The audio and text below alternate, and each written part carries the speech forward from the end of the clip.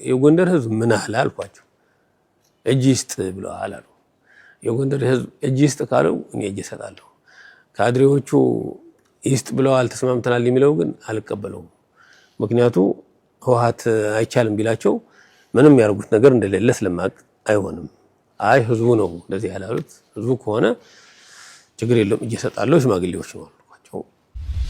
እህታችን ንግስት ይርጋ እሷ ነበረች ዛን ጊዜ እንደ መቤቴ ሆናም እንደ መልአክም ሆና ማለት ነው። እሷ አይደለም ብላ በሞተር እየዞረች ከብሉኮም በያሳም ኮሎኔል ደመቀ ነው የወልቃይት ማንነት ኮሚቴ ሰብሳቢ ነው የትግራይ ሰዎች ናቸው መጥተው አፍነው ለመውሰድ የሚዋጉት ያሉ ያልሰጥም ስላላቸው ነው የጎንደር ወጣት ጀግና መነሳት አለበት የሚለው ግንዛቤ ፈጠረች። እንደገና የጎንደር ህዝብ ነው እንዴ የሚለው ሁሉም የተነሳው ለዛ ነበር። እነ ደጀኔ ማሩ ከሰረቋም ተደዋወል እነሱም ከሰረቋ ድረስ ጎንደር መጡ። ነው የዛን ጊዜ ጎቤ አይን ታሞ ተብሎ ሆስፒታል ነበረ። እሱም ያንን ሲሰማ ቤተሰብ ህክምናው ብቻ እንዲከታተል ነበር የፈለጉት። ግን እሱ ያንን ሲሰማ ያንን ህክምናውን አቋርጦ ነው ሆስፒታል ወጥቶ እዛኛው የተቀላቀለ። ብሩን በጣም ይደበደባል። እኔም ጮህ ብዬ ተው ህጋዊያን ሰዎች ከሆናችሁ ቤቱ ህጋዊ ነው፣ ህጋዊ ሰው ነው ያለሁበት። ህጋዊ ሰዎች ከሆናችሁ ሲነጋኑ ካልሆነ ግን እንዳትሰውሩት ብሩ የሚል ነበር። በኋላ በጉልበት ያን ጉዳይ በሩን ሰበሩት። እኔም ራሴን የመከላከል መብት ስላለኝ በትንሹ ደግሞ ህግን እኔም ስለማቅ ራስን መከላከል ይቻላል። ማገዝ ሲገባችሁ እንዴት ከጎንደር ነው ውጡትልናላችሁ? እኛ እኮ ህገ ወጥ ሆነን አይደለንም አተገዱ ለምንድን ነው ብዬ ሌላ ምሳሌ እንስነግራቸው በጣም ነሳቸውም እንደነገጡ በወቅቱ አቶ ገዱ አንዳርጋቸው ጠበቁኝ። እዚያ እኔ የአማራ ክልል ርዕሰ መስተዳድር ነኝ ገዱ አንዳርጋቸው ባላለው አሉን። እናመሰግናለን ብለን ተዋወቅን። ከተዋወቅን በኋላ ቀጥታ ያነሱልን የወልቃይት ማንነት ወልቃይት ሄዳችሁ ጽሕፈት ቤት ለምን አትከፍቱም የሚል ነበር። አቶ ገዱ ዛን ጊዜ በቀጥታ ይሰጡን ማለት ነው። አዲስ አበባ ሄደው እንጦጦን ስንት ለመታፈን ያ ሁሉ ነገር አልፈው ወረቀቱን አስገብተው ከዛ በነበረው ጊዜ ከአንድ ወር ከምናምን በኋላ መልስ ይሰጥበት ተብሎ ግን አጀንዳው ሳይነሳ ቀርቶ እንግዲህ ባህር ዳር አድርጎ ባህር ዳርም ጥያቄ አንስተው ወደ ጎንደር ተመለሱ። ከዛ በኋላ ሐምሌ 5 ምን ተፈጠረ? ያንን ደብዳቤ ከሰጡን በኋላ ፌዴሬሽን ምክር ቤቱ በአመት የመጨረሻ መዝጊያው ዋና አጀንዳው የወልቃይት ጠገዴ የአማራ ማንነት ጉዳይ በተመለከተ ነው አጀንዳው ብለው ከዛ ጽሕፈት ቤት ፕሮግራም ያስይዙ ሰዎች ነበሩ እና ግንቦት አጋማሽ ላይ መምጣት ትችላላችሁ አሉ። እኛ በቆጠራችን መሰረት ግንቦት 16 ይካሄዳል ብለው ስለነበሩ 15 መጣን። በኋላ ይሄን አጀንዳ አሁን አይታይም ብቻም ሳይሆን የጋምቤላ በዓል ስላለ ግንቦት 20 ጋምቤላ ስለሆነ ይሄንን ጥያቄ ስብሰባ ተራዝሟል አሉን። ለመቼ ነው ስንላቸው ወደ 20 ምናምን አሉ። እና የኛ አጀንዳስ ምን ታርጉታላችሁ ስንላቸው አጀንዳችሁ ወጥቷል አሉ። ማን አወጣው በምን እንደወጣኝ አናውቅም። የመጀመሪያ ቁጥር 1 ነበር ፕሮግራም ያስያዝነው በፌዴሬሽን ምክር ቤት የሚወስናቸው አጀንዳዎች ለነዚህ ነበር። በኋላ ግን ማን ከሌ ነው አጀንዳው ያስቀየረው የሚለው አናውቅም። ግን አሁን የናንተ ጉዳይ ወጥቷል አሉን። በዚያ ምክንያት ያንን ስናደርግ እኛ የመጣነው ዛን ጊዜ በደጀን አድርገን አዲስ አበባ ነበር ሄድነው። ደጀን ነበር ፌደራል ፖሊስ የጠበቀን ዛን ጊዜ። እኛ ደግሞ ምን እንዳሳየን አናውቅም። በደጀን ተተን በወልዲ አድርገን ጎንደር ገባን። ሰዎቹ በአባይ ይመጣሉ ሲሉን እኛ ጎንደር ገብተናል። ተመልሰን እንመለሳለን የሚለው ከስብሰባው መጨረሻ አይተን እንመለሳለን ብለን ነው። በኋላኛ ሰኔ እንግዲህ ፌዴሬሽን ምክር ቤቱ ስብሰባው ስለጨረሰ አሁን ሰውም ስለማናገኝ ስለሚበተን ከመስከረም በኋላ ነው መሄድ ያለብን ብለን እቅድ ያወጣን ያለን ሐምሌ 5 ላፈና ቲፒኤልኤፍ ከዚህ ሁመራ ተነስቶ ጎንደር ወትረየስ ተጥቆ ሄደ ማለት ነው። መልካም እንግዲህ ኮሎኔል እንግዲህ ኮሚቴው ከአዲስ አበባ ሲመጣ ቀደም እርሶ ሲሉ ነበር በአባይ ስንጠበቅ በወልዲ አድርገን መጣን ነው። ምናልባት አባይ ለዚህ የማፈን ስትሄዱም እንደዚህ አይነት ምልክቶች ስለነበሩ ስንመለስ ከሚል ስጋት ይሆናል ብዬ አስባለሁና ከዛ በኋላ ወደ የጎንደር ከመጣችሁ በኋላ ምናልባት ቲፒኤልኤፍ እንደዚህ ጥያቄ ሄደን ለጠየቅን ሰዎች እንደዚህ የማፈን የማሰር የማስፈራራት አይነት ምልክቶች ይኖሩ የሚል ስጋት ነበር ወይስ ሐምሌ 5ን ሲፈጠር ድንገት የመጣ ነገር ነው? አዎ ያንን በደጀን ለማለት በዚያ ሄድ ነው እንዲህ ዝም ብለህ በራሳችን ነው ቲፒኤልኤፍ በየቦታው ክትትል እንደሚያደርግ ይህን ጥያቄ ለማዳፈን እንደሚፈልግ እናውቃለን። በጣም በየቢሮአቸውም እየተቆጩ እንደሆኑ ይህን አጀንዳ እንዴት ተነሳ የሚለው በጣም እንትን ነበር። አሁን እነሱ በአዴን ነው እንደዚህ አድርጎ ይህን ጥያቄ እንዲያነሱ ያደረገ ምናምን የሚላላቸው፣ ግን በአዴን አልነበረም። እውነት ለመናገር የወልቃይት ጠገዴ የራሱን መነሻ ነበር። ማንንም አልገፋንም፣ እንደ እውነት ታሪክ ስለሆነ ማለት ነው። ስለዚህ ማህበረሰቡ የራሱ ነበረ። እንዲያውም አንዳንዱ ካድሬዎች ከጎንደር እንድንወጣም ዛቻም ነበር በወቅቱ በነበረን ማለት ነው። ግን ኮሚቴው ትንሽ ጠንከር ብሎ ጎንደር የኛ ከተማ ነው፣ የጎንደር የማዕከላዊ ጎንደር ዞን አስተዳደር በወቅቱ ሙልጌታ ወርቁ የሚባል ነበረ። 5 ኮሚቴ ስራ አስፈጻሚ ይዘህ ቢሮ ትመጣለህ አለ። እኔ ማውቀው የአማራ ክልል ፕሬዝዳንት አያሌው ጎበዜ ነበረ። አቶ አያሌው ጎበዜ በአካል አውቃቸዋለሁ። አቶ ገዱ አንዳርጋቸው ዛን ጊዜ ያላቀም ከሙልጌታ ወርቁ ቢሮ ሲሄድ ግን አቶ ገዱ አንዳርጋቸው ጠበቁኝ። እዚያ እኔ የአማራ ክልል ርዕሰ መስተዳድር ነኝ፣ ገዱ አንዳርጋቸው እባላለሁ አሉን። እናመሰግናለን ብለን ተዋወቅን። ከተዋወቅን በኋላ ቀጥታ ያነሱልን የወልቃይት ማንነት ወልቃይት ሄዳችሁ ጽሕፈት ቤት ለምን አትከፍቱም የሚል ነበር። አቶ ገዱ ዛን ጊዜ በቀጥታ ይሰጡን ማለት ነው። እኔ ደግሞ ቀጥታ ኮሚቴው ደነገጠ። እውነት ለመናገር የሄደ ከኔ ጋር ይህን ከተማ የማን ነው አልኩት። የማን ነው አለ። የወልቃይት ዋና ከተማ ነው። እኛ ህገ መንግስቱ እንኳን ጎንደር ሱዳንም አዲስ አበባም ጽሕፈት ቤት ብንከፍት መብታችን ነው። እኛ ነፍጥ ይዘን አይደለም ማንነት የጠየቅነው፣ ህገ መንግስት ይዘን ነው የጠየቅነው። ስለዚህ መብታችን ነው፣ ማንንም ከዚህ አያስነሳንም ብለን የሆነ ምሳሌ ሰጠኋቸው። በዚህ ኋላ አቶ ገዱ በጣም ገርሟቸው ብዙ ንግግር ሳይናገሩን በቃ በሉ ከተማው ጸጥታ ተባበሩ ጨርሰናል አሉ። እኔ አሁን ብነግርህ ያንን የመሰልኩላቸው ምሳሌ ትንሽ ለሳቸውም የሚነካ ስለነበረ ለድርጅታቸውም እኛ መክሰስ የሚገባን የነበረ እኮ ለብአዴን ነበረ። ብአዴን ግን ወልቃይትን ሽጣችሁታል፣ እንዴት እንደሸጣችሁ ባናቅም ግን ከእናንተ ጋር ብንካሰስ ምን ታደርጋለህ? እናንተ ህወሓት ነው የሚልካችሁ። እኛ ለዋናው ለህወሓት በከሰስን ማገዝ ሲገባችሁ እንዴት ከጎንደር ነው ውጡ ትሉናላችሁ? እኛ እኮ ህገ ወጥ ሆነን አይደለንም። አቶ ገዱ ለምንድን ነው ብዬ ሌላ ምሳሌ ስነግራቸው በጣም እነሳቸውም እንደነገጡ በወቅቱ በልተውታሉ። በኋላ ወል ከተማውን ጸጥታ ጠብቁ ምናምን ብለው ፈቀዱ ማለት ነው። እንግዲህ እኛም ጸጥታ መጠበቅ መብት ብቻ ሳይሆን ግዴታችን ነው ብለን ተለያየን። ዛን ጊዜ እንደምልህ አንዳንዱም እንደዚህ ይውጡ ይነሱ ይህን የማን ተጽዕኖ ነው? የቲፒኤልኤፍ ተጽዕኖ ነበረ። በፌዴራል መንግስትም በነበረው ቦታ ይዞ ለአማራ ክልል ምን ያህል ለአመራሮችም ተጽዕኖ እያሳደረ እንደነበረ ህወሓት ይታወቃል ማለት ነው። እናሱን ተነስቶ እንድንወጣ ነበር የሚደረገው። ከዚያ ተነስተን ማንም ያድነን እንደሌለ እኛ ዛን ጊዜ ከህዝቡ ውጭ ድርጅቱ ያድነናል ብለን ዛን ጊዜ እውነት ለመናገር እያሰብን አልነበረም። ምናምነው የመጀመሪያ እግዚአብሔር ነው፣ ሁለተኛ የአማራ የጎንደር ህዝብ ነው ብለን ነው ትግሉን ስንጀምር የነበረው።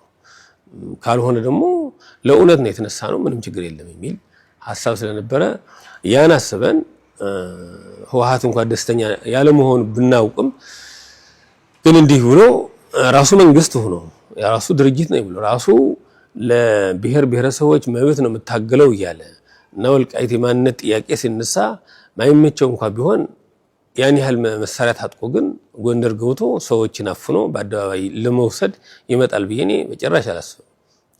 እውነት ለመናገር አንዳንድ ወንድሞቻችን እንዲህ ሊያደርጉ ያስባሉ፣ ተጠንቀቅ ምናምን ሲሉኝ እኔ እውነት አልመሰለም ነበር። አይ እንዲህ ተመሳስለው የእነሱ ደህንነት ነው የሚል ምናምን ለግድያ የሚመጣ ኃይል ሊኖር ይችላል። ከዚህ ውጭ ግን የመንግስት ሚኒተር ለውሶ በአደባባይ ይህንን ለመጨፍለቅ ብሎ አስቦ ይመጣል ብዬ እኔም አላስብ ነበር። ኮሚቴም እንደዚህ ያስባል ብለን አናስብ። ሐምሌ 5 እንግዲህ የት ነበሩ ኮሎኔል? በሐምሌ 5 4 ጀምሮ ነው የት ነበሩ? ክስተቱስ እንዴት ነበረ? ምናልባት ሌሊት እንደሆነ እኔም መረጃ ሰምቻለሁ። ያንን ነገር ቢያጫውቱኝ ብዬ ነው። ቤቴ ነበርኩ። 3 ልጆቼን ባለቤቴን እጄ ከቤት ነበርኩ። የዋልኩት ፒያሳ 18 ማዞሪያ ነበርኩ የዋልኩ ጓደኞቼ። ከዛ በኋላ ከምሽቱ 1 ሰዓት አካባቢ ይመስለኛል ወደ ቤቴ የመጣሁት። አንተ በጣም ምንም ነገር አልነበረም። ከዚያ በጠዋቱ በኦርቶዶክስ ሃይማኖት አማኞች በዓል ነው ሐምሌ 5 ለመፈሰግ ያሰብን። እኔ ነገ በዓል እንውላለን የሚል እንጂ ጦርነት ውስጥ እንገባለን የሚል ሐሳብም አልነበረኝም እኔ ማለት ነው። እንዲያውም ከኔ ይልቅ ባለቤቴ ነበረች በጣም የምትጨነቀው። ለምን ታመሻለህ? ለምን እንዴት ላለ ምትል ይሄንን በመሆኑ ምን ይመጣል?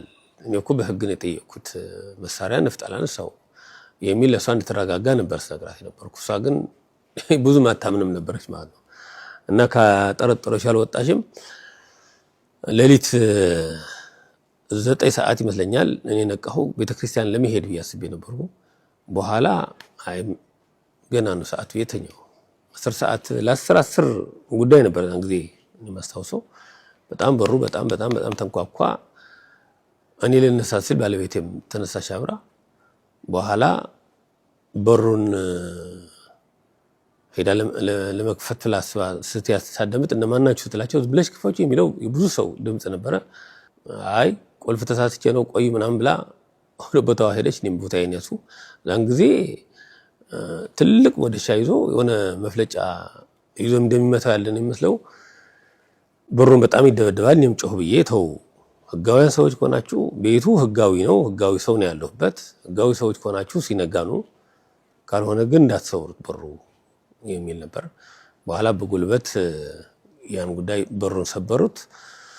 እኔም ራሴን የመከላከል መብት ስላለኝ በትንሹ ደግሞ ህግን እኔም ስለማቅ ራስን መከላከል ይቻላል። ጨለማ የመጣ ኃይል ከፍርድ ቤት ውጭ ከህግ ውጭ ለሚመጣ አካል ማንኛውም ይሁን ራስን የመከላከል መብት አለው ማንኛውም ሰው። ያንን መሰረት አድርጌ እኔ እንደ በግ ተገውትቼ ከመሄድ ራሴን ብከላከል የተሻለ ነው። ለኋላ ነገር በኋላ ይታሰብበታል የሚለው ነበር ወደ ግጭት የገባ ነው። እነሱም ሲከፍቱትና አውቶማቲክ ጥይት ተኩሰው ለመግባት ነበር አሸብረው። እንግዲህ አልሆነም። በኋላ የጎንደር ህዝብም ሰሙ። ብዙዎች ወንድሞቼን ጓደኞቼም ከነደጀኔ ማሩ ከሰረቋም ተደዋወል። እነሱም ከሰረቋ ድረስ ጎንደር መጡ። ነጎይ የዛን ጊዜ ጎቤ አይን ታሞ ተብሎ ሆስፒታል ነበረ። እሱም ያንን ሲሰማ ቤተሰብ ህክምናው ብቻ እንዲከታተል ነበር የፈለጉት። ግን እሱ ያን ሲሰማ ያንን ህክምናውን አቋርጦ ነው ከሆስፒታል ወጥቶ እዛኛው የተቀላቀለ እና ህዝቡ በዛን ጊዜ ማንንም የነገረው ነገር አልነበረም። ዛን ጊዜ ነው ስታውቀስ ሳረፍት ቲፒኤልኤፍ ራሳቸውን ስራ ሲሰሩ ነበሩ። በፒያሳ በብልኮ በሁሉም ቦታዎች ነው ማለት ነው። ይሄ የሚተኮስ ህዝቡ ምንድነው ይላል። አይ የሚተኮስ ያለ ከአርማጭሆ የመጣ ሽፍታ ነው ተያዝ ተብሎ አልያዝም ብሎ ነው ይላሉ። ለአንዳንዱ ተመልሰው ከበለሳ የመጣ ሽፍታ ነፍሰ ገዳይ ነው እንዲህ አድርጎ እጅ ስተውላ አልያዝም ስላለ እሱ ነው የሚታኮስ ያለ ያሉ ህዝቡ ይመለስ ነበር። እና አሁን በህይወትም ስላለሽ እህታችን ንግስት ይርጋ እሷ ነበረች ዛን ጊዜ እንደ መቤት ሆናም እንደ መልአክም ሆና ማለት ነው። እሷ አይደለም ብላ በሞተር እየዞረች ከብልኮም ቢያሳም ኮሎኔል ደመቀ ነው የወልቃይት ማንነት ኮሚቴ ሰብሳቢ ነው የትግራይ ሰዎች ናቸው መጥተው አፍነው ለመውሰድ የሚዋጉት ያሉ ያልሰጥም ስላላቸው ነው የጎንደር ወጣት ጀግና መነሳት አለበት የሚለው ግንዛቤ ፈጠረች። እንደገና የጎንደር ህዝብ ነው እንዴ የሚለው ሁሉም የተነሳው ለዛ ነበር። በቅርብ የነበሩ ያውቁት ነበር።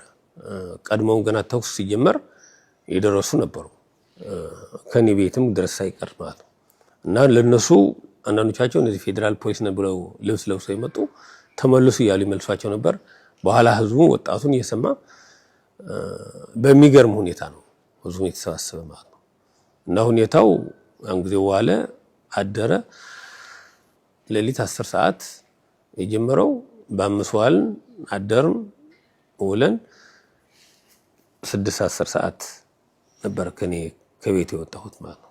በዛ ጊዜ ቅድም እርሶ ሲነግሩኝ ነበር ባለቤቱትንና 3 ልጆችን እዛ ውስጥ አንድ ቤት ናችሁ ያላችሁ። በዚህ ያህል ትልልቅ መሳሪያ ወደ አንድ ቤት መተኮስ ልጆች ይዛችሁ ለልጆቹስ ትንሽ ማሰብ አልነበረም ወይ? ምክንያቱም አሁን በጦር ወንጀል ህግም ራሱ ይሄ የሚፈቀድ አይመስለኝም። ምናልባት ኮሎኔል ደመቀ ዘውዱን ለመያዝ ከነ ቤተሰቡ እንደውም ብዙ የጭስ ቦምብም ትልልቅ መትረየስም እንደተተኮሱ እኔ እንዲሁ መረጃ አለኝና ህፃናቱስ ትንሽ አያለቅሱም ነበረ? ትንሽ የሚረብሽ እንትን አልነበረ? ባለቤቱትስ ምን ትለው ነበረ? ኮሎኔል ደጀኔ ማሩ ከዚህ ሲመጡ እንደውም አንድ ጥይትም እንዳስቀሩ እጅ ብዙ እንትኖች ነበሩና ያን ነገር ቢያጫውትኝ ኮሎኔል። ያንን እውነት ነው። ባለቤቴ እንግዲህ ያንን ሳሎን ብለን የቤቱ ፊት ለፊቱ መስታወት ነው፣ እሱ በሙሉ ወርዷል። ምኝታችን ብለን ክላስ የነበረው መስታወቱ ወርዷል። ልጆቹም ባለቤቴም የቀሩት ከሽንት ቤት የነበረው ክላስ ነው። እሱ ላይ ሆነው ባለቤቴ ለትንሹ ልጅ ኢዮብ የሚባለው አዝላለሽ፣ መልሶ የሚባለው ገና እግረ ተክል ነው፣ የ3 ዓመት ነው። ማህደር የምትባል የ7 ዓመት ናት ገና። እና በዚያን ጊዜ እሷ እነሱን ይዛ እዚያ ነበረች። እኔ እንዳትመጪ አንዳንዴ ጋብ ሲል ትመጣለች። ተኩስ ልውውጥ ሲሉ ከሷና ከኔ ሳሎን ነው ያለው የሚለየን። እኔ ደግሞ አንድ ክላስ ኩሽና ክላስ የሆነ እዚያ ነበርኩ። የሚሻለው ለቦታው የሚያቆጣጠር እሱ ስለነበረ እሷ እንግዲህ ትመጣ ነበር። አንዳንዴ አትምጪ ያልላት ነበርኩና እሷ አንዳንዴ መጣም በኋላ አረጋጋሽኝ ለኔ። እኔ ዝም ብለሽ አትምጪ፣ ማንንም እጅህን እንዳይዙ በኋላ እንት እንዳይዙ ትለኛለች። እኔ እጄን አይዙኝም፣ ሬሳዬ ታገኛለሽ፣ ብቻ ግን ልጆች እንዳይመቱ እንጂ ራስሽ እንዳትመጪ እዚያ ሁኚ ብለሽ እያልኳት ነበር ያን ጊዜ ምን ነው። በኋላ እነዚህ ህፃናት ቦምብ ሲተኮስ ሌላም ሲል ይደነግጣሉ፣ ግን ማድረግ ምንም አይቻልም። እስከ በኋላም ልጆቹ አንዳንዱ ቀልብ ያለው ትልቁ እንዲሁ ነው እኮ ነው ቤታችን የመቱት ነከሌ ናቸው ምናምን ይል ነበር የሰማውን ድምጽ ዛን ጊዜ ማለት ነው። እና ለህፃኖች ህወሓት መቼ ሲጀመር አሁን ህፃናት አሉ ብለው በዓለም አቀፍ ህግ ህፃናትና ሴቶች ያሉበት እንዴት ተኩስ ይደረጋል ምናምን የሚለው ይሄ ለህወሓት ተረት ነው ታል በአፉ ነው ስለ ሰብአዊ መብት ስለ ሴቶች ማጎታለው ለህፃናት ምናምን የሚለው እንጂ በተግባር አይደለም። አሁን እያየህ አይደለም መቀሌ ገና የ14 ዓመት የ15 ዓመት አይደለም ይገፍ ያለ በዓለም አቀፍ ግን 18 ዓመት ያልሞላ ወደ ውትድርና መሄድ የለበትም ነው የሚለው። ስለዚህ ይህንን ተግባር ኢቭን አሁንም የተወው አይደለም ሲጀመር ስለተሳካለት እንጂ አማጺ ሆኖ አይደለም የሚመጣው። ሰው እየገደለ ሰው ያነቀ ሰው ያጠፋ ሰው ያሸበረ ነው የመጣው። ግን ተሳካለት። ደርግም አሸባሪ ነው ብሎ ለማስፈረጅ አልቻለም። ተሳክቶለት ወደ ቤተ መንግስት 4 ኪሎ መቆጣጠር እድል ሰጥቷል ማለት። ስለዚህ አንዱ ባህሪው ለህፃናት ለሴቶች ብሎ መብት የሚማጎት አይደለም። ጽሁፉ ዲስኩሩ ብዙ ሊኖር ይችላል፣ በተግባር ግን እንደሱ አይደለም ህወሓት። ስለዚህ አሁን ሰው ብዙ ጊዜ ህወሓት ሲናገር መልአክ ነው የሚመስለው፣ ተግባሩ ግን ሰይጣን ነው የሚል እኔም አንዳንዴ ገልጻለሁና ደግሞ እውነቱ እንደዚያ ነው። ህወሓት ንግግር ያውቃሉ፣ በጣም መልአክ መስለው ለሰው ልጅ እንደሚማጎት መስለው ይናገራሉ። ኢቭን የማይካድራ ጭፍጨፋ ራሳቸውን የሳምሪ ቡድን ብዙ አማራዎች ጨፍጭፎ ሲያበቁ እኮ አማራን የጨፈጨፋቸው የሞቱትን ትግራይንስ ናቸው ብለው ዓለም ለማስረዳት እኮ ብዙ ጥረዋል እኮ እነሱ ሞታል። ራሳቸው ገድለው ራሳቸው የሚፈልጉ ነው። ወልቃይት በተለይ የሚታወቁበት ራሳቸውን አንድ አባወራ ይገላሉ፣ ከቤቱ ጀርባ ይቀብራሉ። ጧት ግን ወዴት ሄደ ሰውየው በጣም ናዝናለን ብለው ለቤተሰብ ሄደው ያስተዛዝናሉ።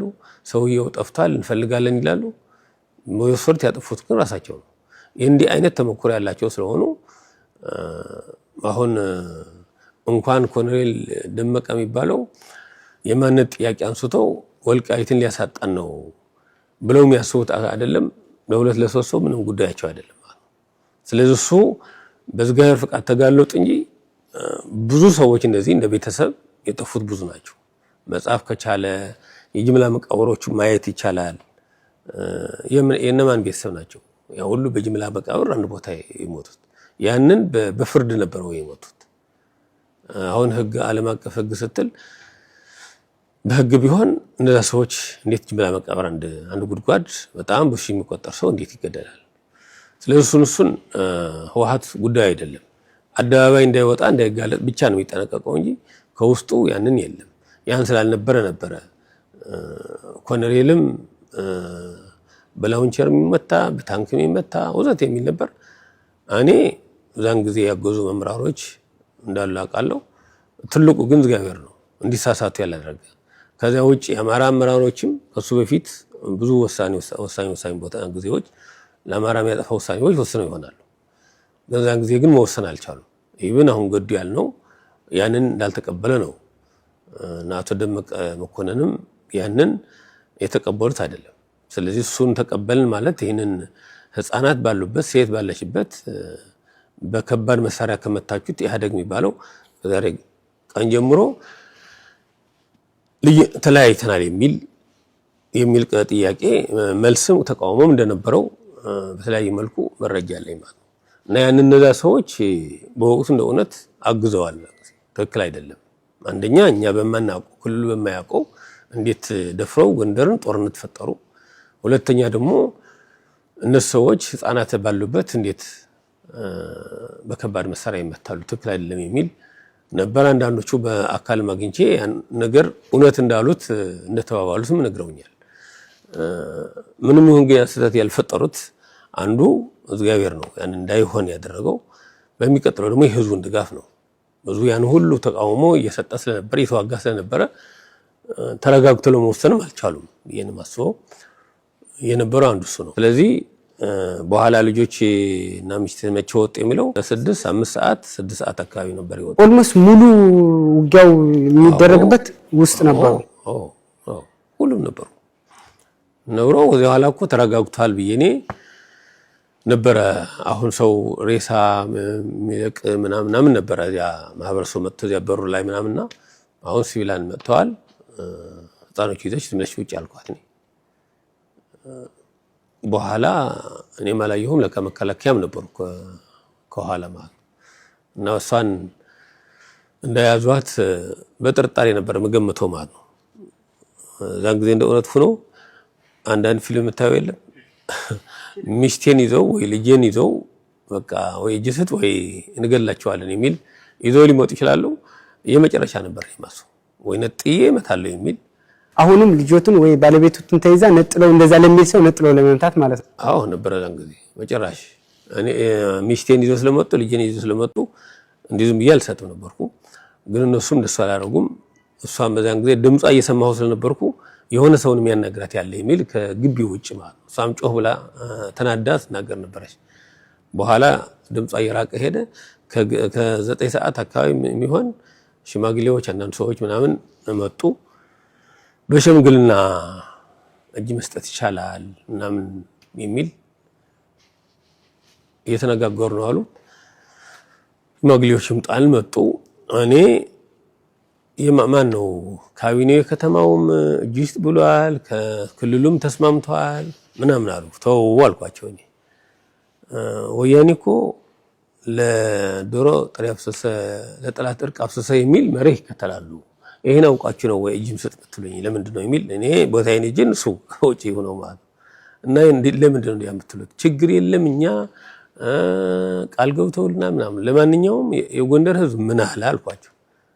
እጅ ይስጥ ብለዋል አሉ። የጎንደር ህዝብ እጅ ይስጥ ካለው እኔ እጅ እሰጣለሁ። ካድሬዎቹ ይስጥ ብለዋል ተስማምተናል የሚለው ግን አልቀበለውም። ምክንያቱ ህወሓት አይቻልም ቢላቸው ምንም ያርጉት ነገር እንደሌለ ስለማቅ አይሆንም። አይ ህዝቡ ነው እንደዚህ ያላሉት። ህዝቡ ከሆነ ችግር የለውም እጅ እሰጣለሁ። ሽማግሌዎች ነው አልኳቸው። ሽማግሌው ወደ 100 የሚቆጠር በጣም ህዝብ ስለነበረ መጥቶ ግቢው ሞላ። ምንድነው ሐሳባቸው አልኳቸው። ግማሹ ነጎቤ ያሉበት ብርሃን ውጣ ይዘነው እንሂድ የሚል ነበር። ከውጭ በጣም ታጣቂ ብዙ ነው።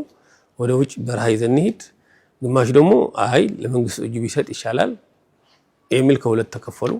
በሉ እናንተ ምከሩ እኔ ምን ልምከር አልኳቸው። በኋላ እሺ ብለው በየእንትናቸው ገለል ብለው ምክር ያዙ። እኔ አሰብኩ ራሴ አሁን ወደ በረሃ መውጣት እችላለሁ፣ ለግሌ በረሃ ብወጣ ይሻለኛል። በረሃ ብወጣ ግን አሸባሪ በሚል የኔ ኮሚቴም የኔም ደጋፊ ማህበረሰብ እያሰሩ የገደሉም ሊመችላቸው ይችላል። ስለዚህ ዋጋ በከፍል እኔ ብቻዬ ነው